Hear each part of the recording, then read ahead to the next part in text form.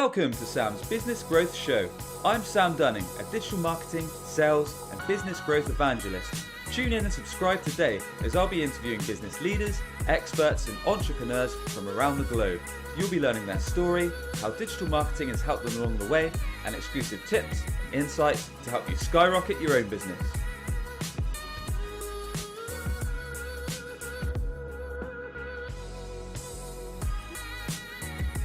Hi everyone, and welcome back to a fresh episode of Sam's Business Growth Show. I'm delighted today to be joined by the legend that is Mike Winnet. By day, he puts get-rich-quick gurus to the test with his Contrepreneur series on YouTube. And by night, he creates videos and content to help companies generate more business with his company, IAM Productions.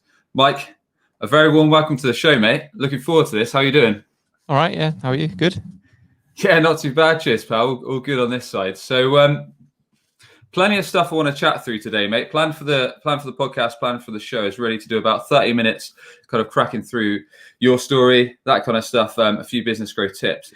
A lot of people might know you, Mike, as being someone on LinkedIn who's a bit controversial. So I know from my experience, I think it must have been about maybe 2.5 years ago. I saw you kind of come out of the woodwork, started putting these controversial posts on LinkedIn. And I thought, cool, who's this guy? This stuff's pretty funny. And it seems to be getting quite a lot of traction. And I know from there, you've obviously run your series on YouTube. And some people might only think that you're doing this stuff, kind of interviewing entrepreneurs, putting out funny content. And what they may not realize is you've actually run and sold a successful business for about 8 million quid or so. And now you're doing the same with IAM Productions. So I'd love to chat through, learn a bit more about your background, Mike, learn a bit more about your story, why and how you started this business. So for anyone that doesn't know the real background behind Mike, can actually learn a bit more and put the pieces of the puzzles together, mate. Get learnt. That's what's going to happen, yeah. Yeah, that's it. So if we could start from the top, really, if you could tell us a bit more about what you're doing at your previous company and why you started it, how you built it up to be such a successful code to the point of selling. I think that would be quite interesting for everyone. Well, the dream is to put all this into a course, a 67-step guide, and sell it to all you guys for $1,997. That's my actual dream. But the reality is there's so many variables outside of your control that result in whether you do get a big exit or not that I can't really put it in a course. And that's kind of what my issue is with a lot of the entrepreneurs. But my original company was a online learning and development company, and we made content to assist corporate companies train their staff. So it could be anything on cybersecurity. It could have been data protection. It could have been how to upsell in retail while at the till. So, you've bought some trousers here, buy a belt with that. So it was basically training materials that we provided to the learning and development teams within these organizations for them to use as part of a blended learning approach. So I worked in L&D basically. And I came up with the idea of that business with 3 of my friends, all from Warrington. And it was a plan to sort of create, I hate using sort of phrases like this, but like the Netflix of learning. So we looked at everything that was wrong with e-learning at the time. And it was people charged you per head, per course. New content would come out and then they try and charge you more. And we just thought it's so outdated. And also learning development content, especially e-learning, was glorified death by PowerPoint, really. It's like a 3-hour course on time management, like the irony. So no one wants to click next on slides for 3 hours. So it was almost like, how do we learn in real life? So I would go on YouTube and I'd look at a video and teach me how to set my Sky Plus box in 30 seconds or how to, whatever. You go on YouTube and you find a 1 minute, 2 minute video. So why isn't learning development like that? So we just created a very short version of e-learning, animated explainer video. And that's why in a lot of my content that I use now, you might notice that I use animations a lot. So that was just because that was our skill set in the previous business. So it was basically, why learn at work different to how we learn at home? It didn't make any sense to me. And then I looked at what industry, I looked at, it was the 4 of us. We looked at what was wrong with the e-learning industry, and it was overpriced. It was long contracts. It was crap content. It was basically made by computer geeks and not L&D people. So we just created a style of learning that we would enjoy. And where we were clever, we didn't want to compete with people's platforms. We just wanted to make software that would work on anybody's platform, which meant then that we could partner with people. And a very, very long story short, with highs and lows, we had a 3-year plan to scale the business and then exit for 10 million, which we failed at. We took 8 million after 2.5 years. Job done. Man.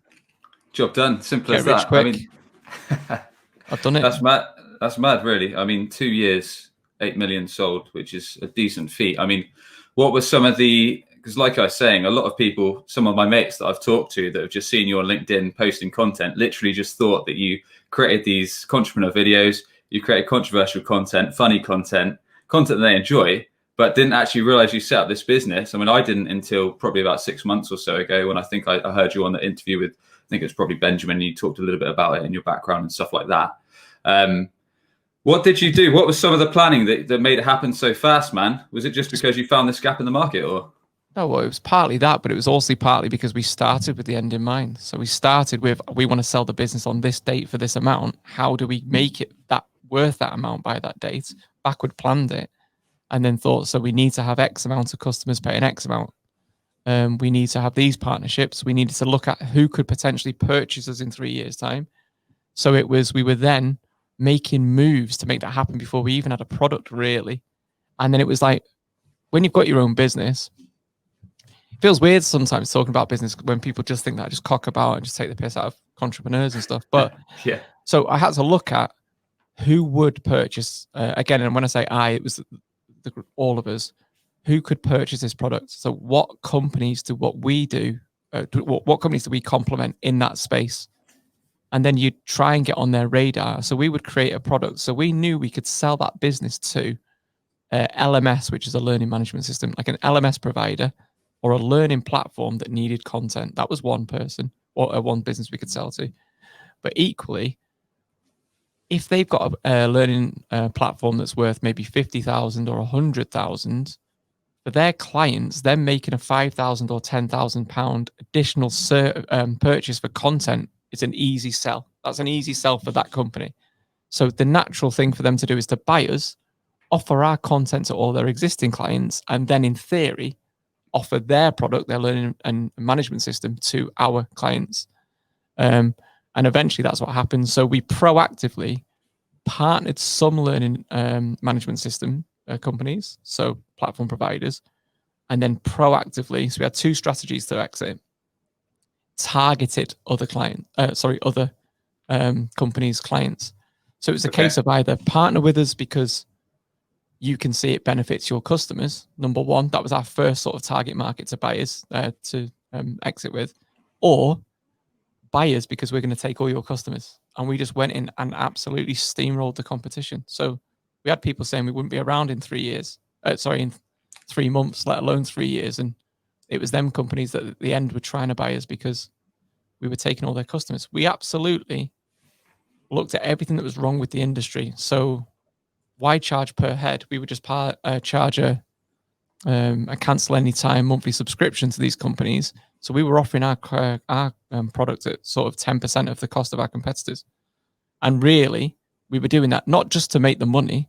We were doing it for, number one, to grab market share straight away. But number two, it hurts you more. If you're trying to sell content at 50 grand and I'm selling it at 5 grand, it's costing you 45 grand. You see what I mean? So you're losing your client base to us. So while we're only making 5 grand, we weren't being greedy, but equally we thought it's overpriced. Like if I make a digital product, and that kind of goes on to what I'm talking about with the Contrepreneur. So if I make a digital product and you're a small business with 20 people and I charge you £500 a month to use it, if you then scale and you grow to 30 people, it makes no difference to me. It's not costing me anything more to make it available to the extra staff in your company. Whereas all of our competitors saw that as, oh, well, we can make more money here. We can charge you more for more users. Well, we didn't. We just said, well, if you scale and grow your business, brilliant. It doesn't cost us more whether you've got 10,000 staff or 1,000 staff. It's a digital product. It's all profit margin. So we didn't charge anymore. So if your business grew, good luck to you. We weren't going to try and profit on that. And then we also didn't want to keep customers that didn't like working with us. So if you want to leave, leave. There's no penalty of leaving. Just leave whenever you want. We had a 99.3% retention rate. We lost like one client in 3 years. One client. Because what we did was so different. And all it came down to simple things. Just make a product that you would use yourself, and just be a company that you would want to work with. Now, I wouldn't want to work with a company that's trying to tie me into a 4-year contract, that wanted to charge me an extra £1,000 every time that 2 new members of staff joined, or every time a new legislation change happened, that would then charge us an extra £50 per head to get the latest training course. And it made no sense to me. And I just thought, this is an industry that's ripe to be to have a real alternative offered. And that's what I did when I was a real business boy and not cocking about on YouTube. You made an interesting point off air as well. You were saying that you weren't creating bespoke material as well. Like you kind of had the material and you could just keep rolling it out. So you didn't have to put loads and loads of effort. Bespoke is bullshit. Build it once, sell it many times. It's like that's the easiest thing to do. And that's what happened. So every week we would release new content, but it was the same content being released to our 340 customers. So if I released, it'd be good now. So say if like, I don't know, Brexit came in and legislation change happened, and it could be, I don't know. Here's a good example. So the mobile phone laws changed, and it was it went up to 6 points and £200 fine. So we made that one course. So here you go. Advise all your staff, whether you be a fleet company, whether you be a haulage company, that it makes sense for your staff to learn it, but also everybody drives to work. So it kind of benefits loads of different companies. But this is just an example. Yeah. We make it once. So it took us a week to make, let's just say. We can roll it out faster than any of our competitors because they're trying to make a 3-hour version of it. And to be honest, they had big catalogs of courses. We didn't. We were giving them sort of like, what's flavor of the month training that's popped up now. So it was good because we were young and we were approaching it from a different angle. But the point is, we make that one course, and that course then gets released to all 340 of our customers. They're all happy. It took us a week to make. Now, imagine if I was doing a bespoke piece of work for those 340 customers. It would take me probably 2 years to do. So that's why it was make courses that benefited the majority of your clients. And some weeks the course might not really benefit them, but because there was so much value in all the other stuff, it never caused a problem. Pretty much anybody any shop that you've been in on the high street or brand that you use that was UK based, and we also launched in Australia, America, used our training. It's mad. I could walk down the high street and go, they're one of my customers, they're one of my customers, they're one of my customers. I'm talking everybody. Matalan, Mothercare, Topshop, Topman, Boots, Halfords, anybody. The Trafford Centre, MacArthur Glen, Cheshire Oaks, all those clients, all those used us. All of them. The Football Association. We absolutely just steamrolled everybody for like 2 years to the point where they couldn't ignore us and they had to buy us. And that's what we did. And were there any particularly tight situations in those 2 years where things came kind of close to cool, or any? So look, I mean, how we first started, we tried to sell it to recruitment companies to offer our training to candidates that couldn't get jobs. This was at the very, very beginning. Yeah. We got a deal with Monster. Monster put it out on a mailing list to like 1.1 million people.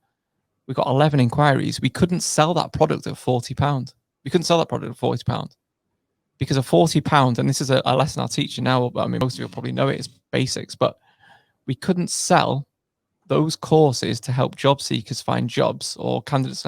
Number one, because recruiters, a lot of them aren't asked. They're looking for a placement. Instead of thinking, potentially I could sell to all the other candidates that didn't get the job and make some money here.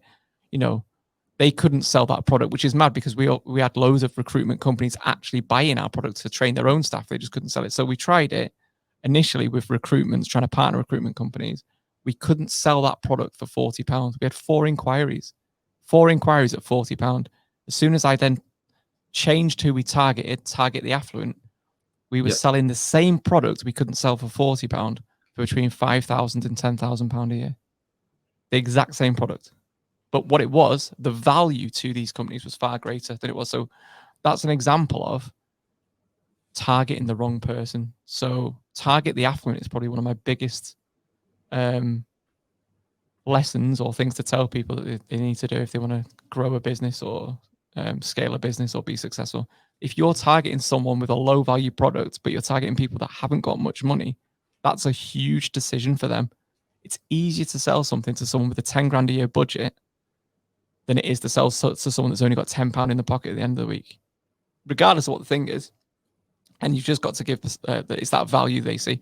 So if you're Boots and I can say, we can give you learning material to train all your staff, I don't know, 20,000 staff, 30,000 staff, and it's going to cost you £5,000 a year or £10,000 a year, whatever it might be. That's an easy decision for that budget holder to make, rather than you're a job seeker. You might only have £10 to get the bus home. You're not going to spend that £10 on these 4 training courses that might help you get your next job role. Does that make sense? Makes perfect sense, man.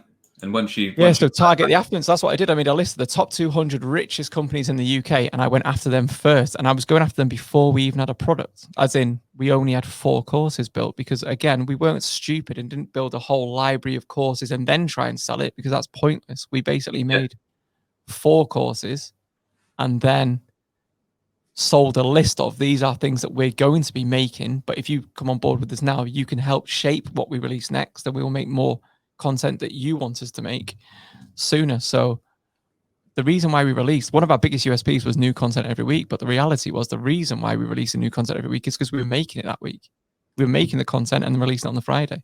Monday, Tuesday, Wednesday, Thursday, we research, put the course together, put the training materials together, the PDFs, the animated explainer videos, upload it to our central hub. Our customers will then go on, download it, and then put it into their own LMS platform. So that was it. So target the affluent is a huge thing. You can sell the same. If you can't sell a product, it might be you're targeting the wrong person rather than the product being an issue. So that was bad. And also, like, I didn't pay myself. We didn't pay ourselves for like the first 9 months. So we worked for 9 months with no money. We were paying staff more than we were paying ourselves. We were paying some of them even double, triple what we were taking ourselves. But we always believed in the process. We got an offer from Google to do a 90 grand piece of work when we'd not took a wage. We turned that down. The reason why we turned that down was it was a 3-month contract. Again, bespoke bullshit. While it would have been nice to earn a 90 grand bit of work, it would have took away from the plan, which was to sell this business in 3 years. And we ultimately would have been working for Google for 90 grand. And I didn't want to work for someone. I wanted to work on our business. And so we turned down Google, that was a 90 grand offer, to go and make courses that we were selling for £500 a month. So we turned down 90 grand because we knew we make that course and sell it to maybe 5 clients at £500 per month. That would be worth more to us 2 years down the line when we were doing the exit, when we were leaving the business. So you didn't take your eyes off that end goal, it sounds like. Yeah, what's the point? It's like we had a question. We had a quote on the wall. Does it make the boat go faster? And if it didn't, we didn't do it. And that was it. It sounds mad, like, you know, going home and telling your family, "Oh, we've turned down 90 grand's worth of work today, but I'm not taking a wage for the next 2 months." It's hard for some people to get their head around that, but like I believed in what we were doing so much. I had no doubt after maybe 2 months, 3 months in that business that I'd be a millionaire within 3 years. No doubt at all. Like, other people just had my money at that point. And I remember telling one of my friends at a party, actually, at a Christmas party, and he was like, "Yeah, whatever." And then we're not friends anymore, weirdly. He was friends up until we sold, and then he wasn't friends with me, like, saw his ass a little bit. But I was 100% confident that it would work. But not in the point like deluded, I'm a contrepreneur, oh, look, I'm a really successful guy. I mean, I don't wear jewelry, I don't drive a flash car, none of that bullshit, really. I was just quietly confident. Not fake it before you make it. I wasn't living beyond my means. I wasn't Billy Big Balls. I just 100% believed in the end goal. And I believe that because we'd back with plans, that if we just executed that plan, it would work. And it did. That was it. Your strategy, Mike? No, that's, I mean, like you say, you focus on the end goal. Let me say something mad here. I'd say something mad here. I never knew who Gary Vee was, Grant Cardone was, Ty Lopez. I'd not heard of any of these people at all until after I'd sold my business. I'd never heard, I didn't even know this whole world that I now am involved in existed. I didn't sit there looking for motivation or looking for a YouTube clip or looking for a shortcut in a course to teach me how to achieve these things. It was just, you just look at the most successful people in the world. Not one of, and I'm talking about who are sort of like widely regarded as the most successful business people in the world right now. And this like blows my mind with what I'm doing at the moment. Warren Buffett isn't telling you he works 2 hours a week from his laptop in the Bahamas. He's not trying to sell you his one secret hack that nobody knows in stocks and shares. Elon Musk isn't telling you he works 4 hours a week from wherever. It's like the answer is already out there. We already know. You've got to own what you're doing, as in own the IP, or it's got to be your own creation if you want to make real wealth, I suppose, rather than affiliate links with this person or a share of that person or reselling this. I'm talking like this is just a generalization. There are obviously examples of like that, but they're unicorn examples. Work hard, and it was just like, so you already know the answers. If you're online looking for how do I become a millionaire in 12 months, how do I become successful at whatever in 90 days, you're asking the wrong questions. Like if you're searching for those things now, I almost guarantee you're not going to achieve that thing that you're searching for, because you're asking the wrong question. You are only as good as the questions you ask. So, and I think that's like one big thing that it does my head in sometimes. I get messages all the time on DMs. Oh, well, you got rich quick. It was 2.5 years. But it wasn't 2.5 years because I'd worked in startup businesses for 6 years before I felt confident enough to have a good crack at it myself. So I'd seen what had worked and what hadn't worked in other people's businesses, and I got paid for my learning. So I was being paid to sit there and be like a sponge and see businesses started up from day one, pretty much, in one of the businesses I worked in. So I'd seen the highs and lows, and I thought, well, I'll take a bit of that. That makes sense to me. Or I don't think they've done that quite right. Or that's quite clever. And I'll say to anybody that wants to run their own business or be successful, and when I say successful there, I mean, if you want to talk a monetary figure, there are obviously success is measured in so many different ways, but we'll just take it as sure. Let's just say I want to be a millionaire, and let's just say we'll all just agree that is the definition of success just for this bit. Why would you pay someone 12 grand to let you join their inner circle Facebook group where it's just copy and paste, cookie cutter content, one size fits all, and you're ultimately being mentored by some other idiot that's 6 months ahead of you in the process? Because that's ultimately what most of these things are. Why would you do that and then potentially lose your 12 grand and not really get the one-to-one coaching or mentoring that you need, when you could go and do all that learning and get real world experience in a startup business with less than 10, 15, 20 people? There's thousands of them in the UK. There are thousands of them in the UK, and they will pay you for your learning. So you'll get paid to do a far better schooling than you'll ever get from any of these Facebook gurus, these Instagram gurus, these buy my course for 1997. It blows my mind, really. That's all I did.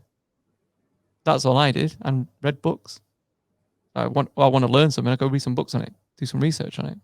Not how can I shortcut that learning and learn that in 7 steps, or do you know what I mean? Yeah, got it, man. I mean, like you say, there's no shortcuts, and hopefully this is a bit of an eye-opener for anyone that's tempted by these. Do you know what annoys me? Like work smart, not hard. And it's like you kind of misunderstood that. Like you think, oh, if you're working hard, you're doing it wrong. It's not. It's work hard at the smart stuff. Like put all them hours into the smart stuff. Not I'll work 2 hours and work hard, work smart. It's like that's 50% of the effort there, I think. Just before we move on, Mike. Not as funny in real life, am I? We'll get to that in a bit. But when you made an interesting point earlier, mate. So you basically say you switched the approach. You targeted the affluent, the people that actually could benefit from the product. You moved it to the 5 to 10K mark. You made a list of like 200 target accounts. Yeah. What was your approach? Because you said work smart, work hard, which makes sense. What was your approach to actually gain these on board as customers? Was it all cold calling and outreach and stuff like that, or did you have a specific strategy you were going to do? LinkedIn made me a millionaire, 100%. Anyone that can't get leads off LinkedIn and can't win business off LinkedIn, crazy. That is an absolute goldmine. If you aren't getting clients, and I say this now, that's why now, and this is where I'm different to other content creators or videographers or people that say, oh, we can get you leads. No, your only business you've ever done is being a content creator on LinkedIn. Like, you've never run a business and actually got leads and scaled a business and sold a business. That's for most of them. There might be exceptions, but again, generalization. I've done that. And made millions and millions of pounds. And that's not a claim. That's fact. We sold it to a company that's on the NASDAQ. You can go and find that. You can research that. It's all there. So it was LinkedIn, and it was cold calling those leads as well, but also strategic things. So if we released a course on, let's just say, the mobile phone ones, again, a bit of a shit example, but if we released a mobile phone course on Friday, I would then go and think, well, who would benefit from that the most? So every week I had a reason to call a different kind of target market. So it would be anyone that's in haulage would be a good one to call. Any taxi firms would be a good call. Any fleet managers would be a good call. So in theory, now it'd be like, oh, here you go. We're releasing this course on Friday. Would you like to have free access so you can train all your drivers on the new rules of mobile phone penalties? So it's 6 points, £200. So it was a combination of LinkedIn and cold calling. That's what I used. So I suppose your mates, Daniel Disney and Benjamin, it was a combination of those two things. But I knew exactly who I needed to target on LinkedIn. So it would be any company that was sort of sized between 250 staff to 5,000 staff was like my sweet spot. If they had a learning and development manager, that meant that that was my actual target, that person in that organization. And I would relentlessly go after them using LinkedIn. Putting content out and hoping for the best, you were actually specific. You knew who you wanted to target. And you just and it was this content is specifically speaking to this person. This is what I do for clients now. It's like, you tell me who you want, and then I, along with other script writers and researchers and stuff like that, can come up with a message that speaks directly to that person and position you as the person that they need to speak to. Some of this content I see being put out there, it's like mind-blowing to me. I call it disposable content that I see a lot of these people doing. It's like, getting 20,000 likes on this post is bullshit. It's nonsense. What you want to be doing is creating evergreen lead generating content that will continually drive leads into your business. That's what you need to create, that speaks directly to your ideal client avatar. So I do this for other businesses now. My ideal dream is to do it only for people in Warrington, because like this is my town, isn't it? So, but I will work with other people. But yeah, so that's all it was. It was just through content, video, and written content specifically for people that I wanted to work with. And then they came to me. And it was like a tipping point. It was hard, obviously, for the first year. First year, I had 80 clients using us, all corporate clients. Year 2, we got 200 new clients, so we're on 280. And in year 3, we were on 340, all got through LinkedIn. But what had happened is, because we had created fans rather than customers, L&D people move around a lot. So they might stay in an organization for 6 months or 12 months or 2 years, whatever it might be. So we had the same client buying us into maybe 3 different companies, when they moved. Yeah. So we got loads of repeat business. We got loads of word of mouth referrals after that. It became easy. You hit a sort of tipping point after about 18 to 24 months. And then it was almost like, and the good thing was with the model that we had, which was a subscription-based model, I was walking into the office on the first of the month and knowing, well, I know I've got 100 grand coming in this month already. And that's before I pick up a phone, which most business, and that's what I mean about bespoke being bullshit. It's, you're not looking for business all the time. It's like, well, they're all paying us every month. What courses are coming out this month to service our existing clients? Right. Then what course can we make now to attract a new client base? So here you go. Let's say child safeguarding was a big thing. All right, okay, so if we do a good child safeguarding course, we can then go and approach, I don't know, nurseries or anyone that deals with like children, scouts and blah, blah, blah like that. So it's like, there you go. We can now go and target a new different market. So does that answer your question? I've kind of got lost there now. I'm on a bit of a ramble. You've covered it and more, to be fair, mate. And it's refreshing to hear that your approach and how you've done it, and like the no BS approach to LinkedIn, like just go after your market, put content that's specifically after them, rather than just hoping that your post gets engagement and it's not really relevant to who you want to It's mad, isn't it? I see some stuff sometimes, and I get it. I get why you're doing it, but you've got, double click this because it's a trampoline. Well done. You've got 17,000 likes, but do you know what I mean? 17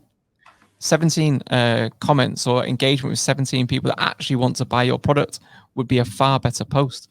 I think people have got too caught up in the wrong metric on LinkedIn. But like I said, 340 customers all got through LinkedIn through content, written and video. in a 3 or 2.5 year time frame, then led to an £8 million sale. So LinkedIn made me a millionaire. And I always say that. So when people say like, oh, LinkedIn is just XYZ, or it's like, no, if you can't do this, you're not using it right. It's still the best platform in my mind to win business. And I'm saying this as an actual for a business. It's different if you're like, say, a consultant or a coach, or you're a self-employed person. I get that Facebook might be better for you. I get that. But I'm talking as an actual business for lead gen. If you can't generate leads from the posts that you're doing on LinkedIn that convert and continue to convert, if you're doing video content and you're making the right video content, come speak to me. Fair play. Let's move on, mate. So Mike Winnet, it's not actually a real name, is it? No. So what, do you want to know why? Yeah, I mean, what I want to know is, like I was saying, like probably two and a half years ago, I started seeing your content on LinkedIn. I thought, cool, this guy's putting out some controversial stuff, but it's pretty funny. He seems to be getting some good traction. I don't really know what his end goal with it is, but I'd love to know. I didn't have an end goal. I was bored. I was literally bored. And that's the worst thing. I got given a lump sum of money, told never to come into work again. I didn't have to do a workout. And then you just sat at home and you're just like, this is mental. And then I was just seeing self-appointed people on LinkedIn. All of a sudden they changed their bio to #1 LinkedIn trainer, or #1 wealth guru, or #1 crypto advisor. And I just thought, show me, like, how are you #1? You've just changed your bio. So all it was, I was just parodying the worst elements of LinkedIn in my mind. That was all I was doing. But yeah, so the name change came, and newsflash, guess what happens in real business? When you sell your business and you're good at what you do, businesses pay you not to compete with them. And this is why a lot of these guru courses are bullshit, because if they were really making money in that thing that they sell you, they wouldn't be selling their secrets for $97, because guess what? That would make their real business, where they generate all this money, a lot harder. You do not turn your customers into competitors. It's stupid as a business model. So guess what? I was paid a lot of money to sit at home and not do what I was good at, because they didn't want me to go and set up a rival company and compete with them again in the next 2 years. So as part of that, and I don't know if you've ever been through an exit yourself, or if you know anyone that has, but normally when an exit happens, they pay a lump of money up front. Ours was 90%. And then they hold the other 10% in like an escrow account. Right, okay. But then there's certain guarantees and warranties put against that money. So it could be, if something comes out the woodwork in 3 months' time or 6 months' time that damages the brand, they can then deduct money from this like lump sum. So we had 1.2 million kept in like this escrow account. And we were bought by an American company, and obviously Americans haven't got a sense of humor, have they? They listen to canned laughter and that. Got absolutely no sort of sense of humor, take themselves a bit too seriously. So the American company told the staff that used to work at the business that I used to run with previously, they weren't allowed to engage, like, or comment on my posts. So I just thought, no, because they're a bunch of sad pricks, I'll just change my surname and remove any reference of my real business from my LinkedIn profile. So I did. Now the joke was, I don't know if you remember. I mean, I say joke. It's not funny 2.5 years later. But the joke was, I was a bad boss type character, sort of like not self-aware, giving really bad business advice, like employ women because the inequality in wages means that your profit margins increase. It was like really shit advice like that. Or ageism's great for business. You don't want to employ old people because you don't have to keep turning the air conditioning up and down all day. And shit stuff like that, right? So the joke was, I had like a long-suffering PA, and I wanted Mike Winnet because I'm such a winner at business and such a great guru, because that's all it was. It was like a parody on a guru, basically. And Winnet, where we're from, means a piece of shit attached to an arse hair. Yeah, that's what a Winnet is, where we're from. So as a joke, she deliberately put Mike Winnet in when she was changing my name by Depot, rather than Mike Winner, and then I was stuck with it. And then weirdly, so it was only going to be a joke for like a couple of weeks, until I got my main money from the big business. So the real story was, I was just waiting for money from the big business. I didn't want any link to the old business, so I did this like post on, I've changed my name because I'm such a winner. Change it to Winnet, and the cover story was my long-suffering PA did it on purpose. And then people used to ring me up and try and book me for things as Mike Winnet, and I kept saying that's not my real name. And then all of a sudden I thought, shit. So now I've even been booked into hotels and people have bought plane tickets for me to do stuff and have tried to book them in Mike Winnet's name. It blows my mind. But yeah, so that was it. So that's why my name was Mike Winnet. It was really because if I didn't and I said something that upset the Americans, it could have cost us 1.2 million. That last 10%. Got it. Interesting. All right. So then It wasn't. It was a bit more than 10%. Okay. Fair play. So you were messing around on LinkedIn for a bit, and then what happened next? You started realizing, you started looking into the Contrepreneur stuff and thought you'd do something there, or was there something? So I was messing about on LinkedIn, and then as a joke, I put out that I was doing a demotivational talk. I set myself up as the #1 demotivational speaker. So I put up a fake website with fake dates of when I was meant to be doing these talks, and then people started leaving reviews for them. People started leaving reviews saying that they'd been to these talks and seen me talk for events that had never taken place. So what the fuck's going on here? So it was a joke, and people saying like, "Oh God, I remember I saw him in Bournemouth on the 23rd of." It was amazing. So it became a joke. But the Contrepreneur, how that happened was I went to a Success Resources event, and like anybody else, you know, everyone knows that you can make money in property. A lot of people don't know how, but you know, everyone's like acutely aware that there's a lot of property millionaires, and you know, it's an appreciating asset. So, I knew about that. I knew about stocks and shares and stuff, but I kept seeing these 23-year-old like Lambo driving lads telling me that they can achieve the same thing I achieved just working 4 hours a week doing Forex trading or drop shipping or affiliate marketing. I was just interested in it. So when I went to events in London, and when I sat there and listened to how these things were being positioned and being sold, and then I was doing my research on the speakers and seeing that most of these people had never achieved the things they were claiming on stage. And I'm sat there in the audience thinking, I've done the thing that you're claiming to have done, and I still wouldn't feel comfortable enough to try and tell people you can fit that in a course and sell it and anyone can achieve these things, because the stats show you that you can't. Like I've said before, 1 in 500 people become millionaires. So if you're selling a course telling people they can become a millionaire, like, yes, they can, but the reality of it is there's like they're probably not.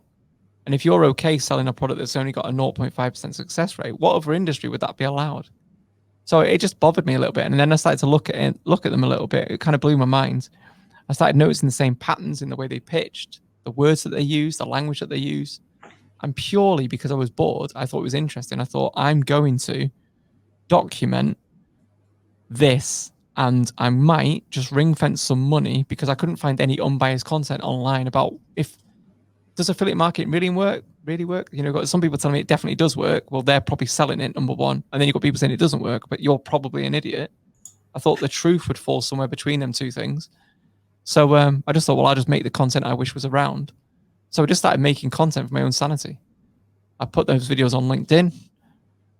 Seemed to piss off a few of the gurus on there. A lot of them tried to get my stuff banned, mainly pod people. Tried to get me removed off LinkedIn. So I only put my videos on YouTube just so I had somewhere to go and I could refer to them on LinkedIn, because that was where my audience was. And then my YouTube channel just grew. And that was it then. Like one video sort of did quite well. And then that led to Netflix being interested in it, meeting Gary Vee. How was that, meeting Gary Vee? I watched that video. It was interesting. And it looked like he was hyping you along for a while, but because you were talking about doing a Netflix deal and this and that. Yeah, and Netflix are coming here. The 28th of this month. So they're coming here to film some stuff, actually. So I made it to Netflix. Again, a lot of people thought I was bullshitting, but I'll be on Netflix. Said I would. But yeah, so meeting Gary Vee, the guy's weird, if I'm honest. He was like hype. He tried to pump me for money, actually, when I was there. Really? It's a really interesting setup. So obviously you go there, whatever, look out his window, Empire State Building, really impressive setup. Quite inspiring in some ways, thinking like, oh, if you could only replicate a smaller version of this in Warrington, you're onto something here, I was thinking. But anyway, no, I'm talking as in like the setup, because they had the office was huge, and it was like that section was that was Twitch live stream. Like even like, oh, there's a breakout area for staff. I'll just tell you like some of the things that are in there, which kind of like made me start thinking. So there's a breakout area there, and they're all gaming, but that's their like they can do that in their own time. But that's on Twitch being live streamed, so that's actually generating money for their business. And it's like, oh, that's clever. Whereas other businesses might have a PlayStation setup or whatever, and it's just staff go in there just for a bit of a break. But he's smart enough to go, oh no, we'll stream that on Twitch and we'll get paid while people are having their break. Do you see what I mean? And then it's also putting us in front of a different audience. And then they've got like a TikTok group, and it's like they're just doing TikTok content, and that's like getting into young business people. So he was positioning himself as the Richard Branson of the YouTube generation. So I'm like 36. So to me, like Richard Branson's seen as like a Alan Sugar. They're old school now to younger people, but they're sort of like real business people that you might look up to and aspire to for my age. But Gary Vee's been clever, and he's almost gone for the next. He's like the social media guru. Anyway, so when I was in there, he had rooms all set up and people waiting in those rooms, and people had paid $15,000 to have a 10-minute meeting with him. I was there for free because he'd asked me to come over, but that meeting would have been $15,000. And it's clever. They would then pitch whatever they wanted to him. So it could be like, oh, hi, Gary, I've got this idea. I'm going to launch, I don't know, the podcast studio in Warrington. And it's going to be a really good thing. And he'd go like, oh, yeah, great. That's a really good idea. I hope it goes well with you. Here, get some pictures with you. And I can leave there with my social media pitch with Gary Vee. I'm happy. I post it on social media. Loads of people think I'm legit now I've met Gary Vee. That was one option. Or he says, shit, that's a really good idea. I want to invest in it. We'll do your marketing. So it was almost like people were paying to pitch to Gary Vee for him to listen. He films it all. So he's got his little sound bite for his YouTube channel, which then again. That's interesting. Okay. Almost like a paid Dragon's Den. Exactly that. And it blew my mind. I just thought, this is such a smart setup in some regards, but also a bit fucking shady as well. But it was like, it just made me think clever, because obviously his time's valuable. And it was like, and then that was why he was in the room when Uber was made. So almost like they think that they're getting value just by meeting Gary Vee. And then when it comes to him saying, I'm interested in investing in your business, you're basically giving them their money back to get a percentage of their business back. Do you know what I mean? So I thought it was quite a clever setup, smart, and it created content for him.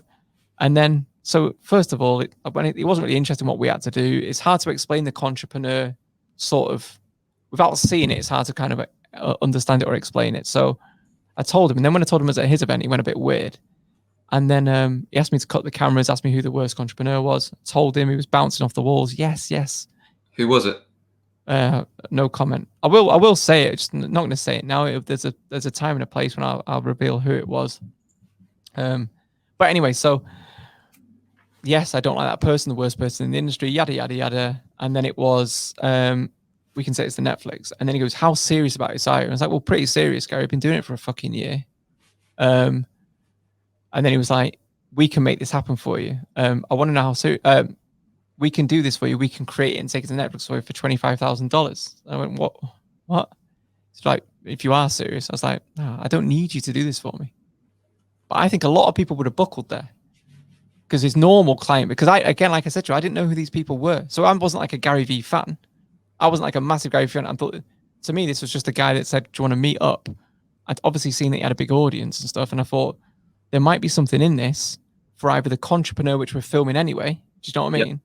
Or there might be like an opportunity to work together here. So I was going there open-minded. Let's see what comes of this. Rather than, I'm a massive Gary Vee fan. I can't believe he's invited me over here.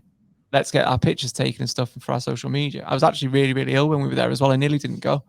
As in, I got food poisoning on the plane. I didn't even go out in New York at all.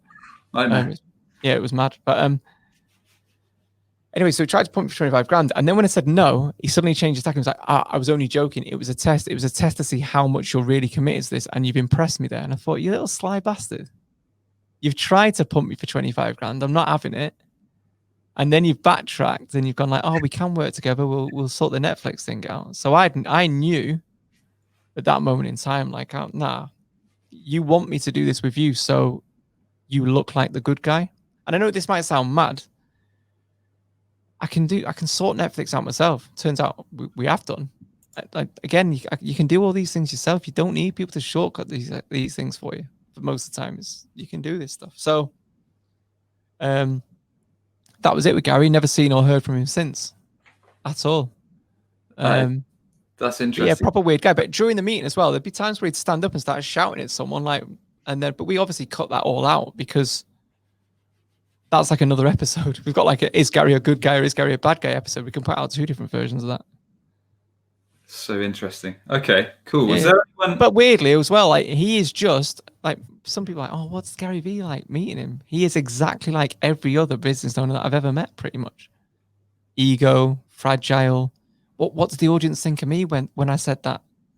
What was the audience like when this guru was speaking? You know, do you think they like me and stuff like that? It's just like they're all the same. They're all the same, and all these people. It's weird now because now, oddly, I meet a lot of people that other people might look up to and think like, oh, it must be amazing meeting that person, but they are just as amazing or interesting as fucking lad that sits next to you in a when you're on the in telesales, or your team leader in BT where I used to work, or your team leader at, they're all pretty much the same. It's mad, really, how unimpressive they are. Is that the word? Do you know what I mean? Yeah, I think it's the word. Yeah, I do. I see where you're coming from. Is there Yeah, anyone? literally. I always think like sometimes people are like, oh, you're funny in your YouTube content. I think I'm the biggest disappointment in real life. Like I'm a businessman that makes YouTube content. I don't see myself as a YouTuber. Do you know what I mean? Yeah, yeah, It's yeah. mad sometimes, and that's how come I think again with any of the content I'm making, I'm coming at a different angle from a lot of these people, and that's why I'm not asked. Like if I woke up tomorrow and I lost 30,000 subscribers off followers off LinkedIn, it literally makes zero difference to me because it is not a metric I value or put any value on. If I lost 10,000 YouTube subscribers, it makes no difference to where I make my money from, or it makes no difference to my value or the work that I do. In a weird way, I'm doing this for a different. I'm not doing it for that. So it kind of makes, and that's why sometimes when people say like, you need to jump on this hack or that hack, or you need to growth hacking and stuff. It's like you're kind of valuing the wrong thing, I think, and you're growing in the wrong way, I think. Does that make sense? Yeah, it does. I mean, it does to a certain extent. I mean, what I wanted to ask as well, Mike, was: is there anyone that you thought you were going to bust as a entrepreneur that actually came across as a straight shooter, who you thought I was pumping all these people for money, and then when you went to do something with them, they were actually pretty straight, or have they all been pretty crooked? No, it's relative, isn't it? And it's subjective. Mm, So it is. again, like one man's entrepreneur is another man's, I don't know, inspiration. There is no hard and fast sort of rule. I think you know if someone is or not. And I would say this: if you think my content is directed at you and you do these things and you think I am talking about you, you're 100% right. If my content offends you and you think I'm out of order for my content, you are probably the problem. It's interesting. Someone messaged me today on LinkedIn or left a comment on LinkedIn and said he's part of like a marketing organization. And I've got some proper die-hard supporters and fans within his sort of peer group. Yet equally, there's loads of marketers that hate what I do because I'm not exposing is maybe too strong a word, but I'm talking about things or the tricks of the trade openly, I suppose. Like getting the Amazon bestseller with a blank book. I thought that was genius. Like I could have just told you how to do it, and everyone would have been like, oh yeah, but that's just opinion. But the difference is with my content, I think it's not opinion, it's fact. I'm actually going to get a bestseller with a blank book to show you how easy it is to game that system, how easy it is and bullshit that actual accolade is. Do you know what I mean? Yeah, yeah, yeah. Like, There's no one's that. It's like, oh, I'm not just saying, I'm not just saying this guru is a entrepreneur and it's just my opinion from the outside. I will go and drop $6,000 on his course, do his course for a year, pay someone to do it full time, target that person in my office to do that thing, and reveal that real results. So I've not just got a shit review about your product. If your product is good, I will say it's good. Just so far, absolutely none of the courses I have done have got anywhere near the results they've promised. Not one. Not a single one have got anywhere near the results promised in any of their marketing. I was going And to I'm ask you. and I'm not an idiot. I'm not Yeah, an idiot that's deliberately trying to fail. Like that's a stupid business idea. I want them all to work. I said this at the very beginning. I want every investment that I made during this entrepreneur phase that I've done for the last 2 years to work. Why wouldn't I? Because I would like to become a millionaire in crypto, drop shipping, affiliate marketing, crypto mining, stocks and shares, property flipping, no money down. I'd love to have done all these things. But the reality is, not one of them has got anywhere near the returns. And again, It's not through fault of trying or want of trying. I'm trying my best to be successful. And it's not like, and this is why I think a lot of people fail. If you're in a job and you've never worked for yourself or run a business, and then you're trying to learn a new topic, say like drop shipping, let's just say, you've got 2 learning curves there. You've got, I'm now self-employed, got to be self-motivated and have to run a business, and I've got to learn about drop shipping. See what I mean? Well, I've already done half of this learning. I can do all this bit. I do that as my day job. I've done that previously. I've successfully scaled and sold this business. So I only have to learn. I've got to do half as much learning as most of the people that would buy these courses, and I still can't succeed at them. Do you see what I mean? Was there any big surprise then, Mike? Because like you say, you've tried a lot of different Crypto stuff. mining. Crypto mining was the biggest one. I lost £32,000 on that last year. Blimey. All for your entertainment. Go on youtube.com/Mike Winnet and watch me lose 32 grand. But yeah, so yeah, that was the biggest one. I honestly believed that there might have been something more in that, but it was not to be. So lesson learned. Do you know what actually does make money? Being good at something, and working really hard and getting customers to buy that thing or pay you for that thing you're good at.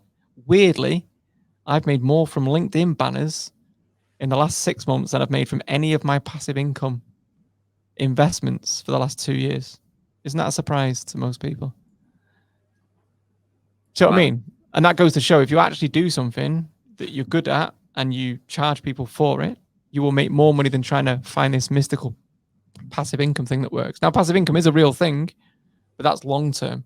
So my stocks and shares make a lot of money, but I've not been able to touch that money.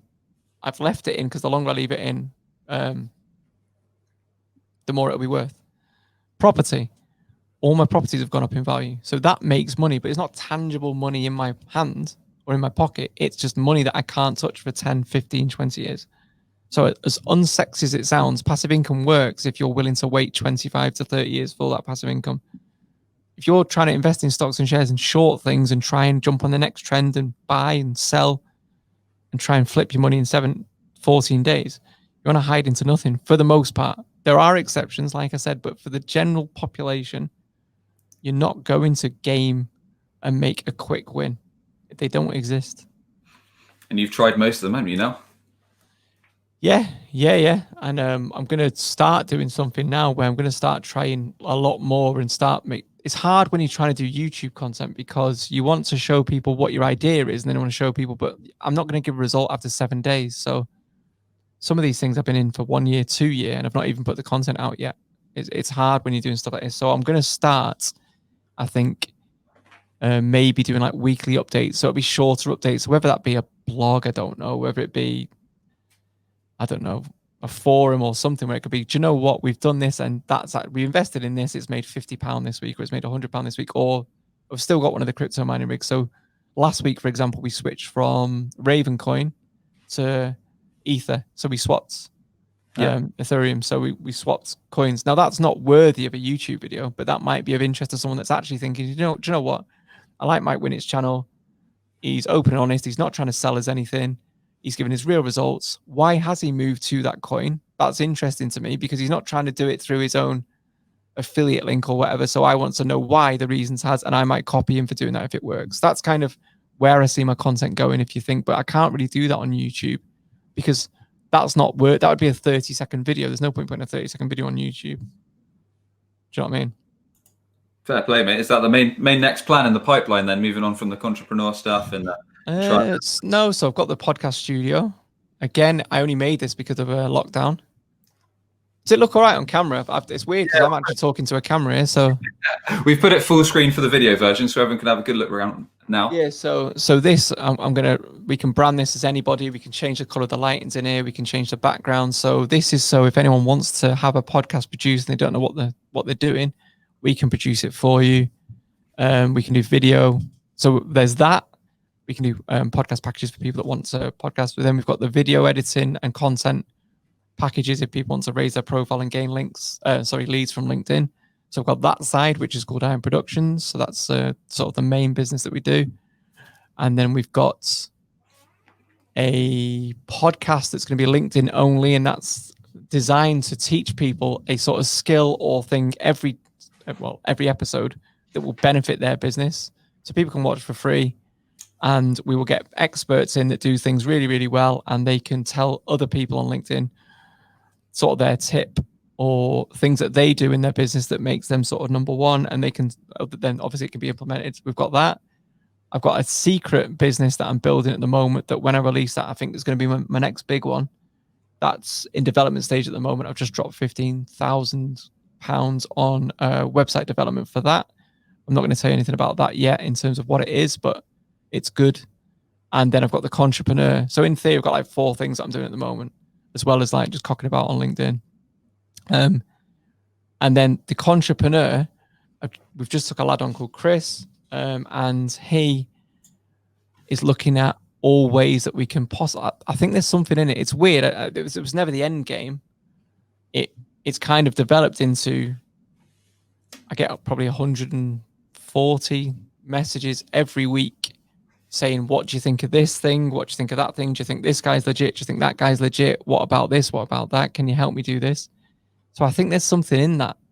So I'm going to have a look with Chris, see if there's anything we can develop there, and maybe build like a sort of community, almost like is it called Rotten Tomatoes? You know, like the film critics. Oh yeah, for the film reviews and stuff. Yeah. Where we can almost go, look, I'll try something, I'll give it my score, and then the community can also talk about their experiences with this thing. And it's almost like a place where you can go, and it's almost like it's not like a safe place for these people that are invested. And it's not just to say these things don't work. I'm hoping that some people say, actually, this did work, or you know, I have been flipping products on Etsy or eBay, and I make 700 quid a month doing this. And it's like, okay, well, let's tell us how do you do it, and let's all help each other because, you know, I don't know, just because it's interesting, I suppose.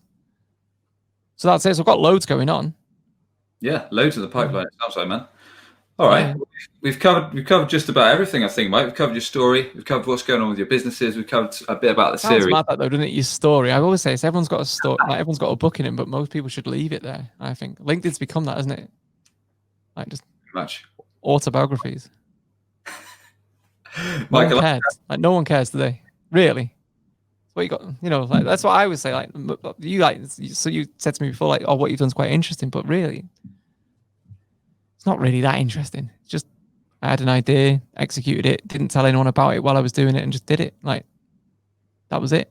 Stay off social, keep your head down, just do it. Get it done. What's Mike? We'd like to ask everyone that comes on: is there one thing that you think businesses should be doing with digital marketing that's going to help actually grow their business? Making evergreen content, really. It's actually thinking of lead generating content, and it's things where if you've got sales guys in your business that repeat the same thing over and over again on each call or with every client, why the hell haven't you turned that into either an animated explainer video or a piece of content that you can put on the internet somewhere that then talks to your ideal client avatar? Because you are then reducing a stage in your sales cycle. It's like that is what I think people need to be doing. So it might not be the answer you're looking for, and I might not have really understood it properly, but that is something that I tell all our clients. No, make these bits of content. You don't want to do just I don't know. You don't want to just do sort of disposable content. You want to be really thinking, right, okay, that speaks to that ideal client avatar, and I can make sure that this bit of content is always seen by that ideal client avatar, and then that will send people to my business as a qualified lead. That's what I think. So that's pretty sound advice, to be fair. Makes sense to me. All right. Well, thanks for coming on, Mike. No worries. People want to connect with yourself. What's the best way for them to get in touch with you or your business? YouTube's the best. You know, that's probably where my best content is. That's probably where I'm most interested in growing. Or LinkedIn. I can't accept any more followers, any more connections or whatever. I do a call every week. I delete 25 to 50 connections every week. There's a tip for you. If you want to grow your audience, start getting rid of people. That's what's worked for me. There is a reason for that as well, but I'll have to tell you about that another time. But so just LinkedIn Mike Winnet or YouTube Mike Winnet. Nice, man. And if you could thank just one person for having a positive influence on yourself and your career, who would that be and why? So this guy died recently. I would say without him knowing, he was my mentor. He didn't charge me for it. He didn't throw me in a Facebook group. He didn't charge me 12 grand a year. So it was Martin Machin. When I first wanted to set up my startup, when I first went to leave and set up my own business, leave his business, he said, I think you should go. It's good for you. You're ready now to go and sort of do this on your own. But if it doesn't work out, you've always got a job here. And then I spoke to him probably every 3 to 6 months when different things come up that I didn't think I could handle or understand or struggled with. He'd always like, listen, help me out. Never ask for anything in return. The only thing I do is like buy him a meal every so often. So he was like a mentor to me and a massive influence, probably more than he even realizes. Unfortunately, he died recently, and like we've not been able to go to a funeral or anything because of coronavirus and that.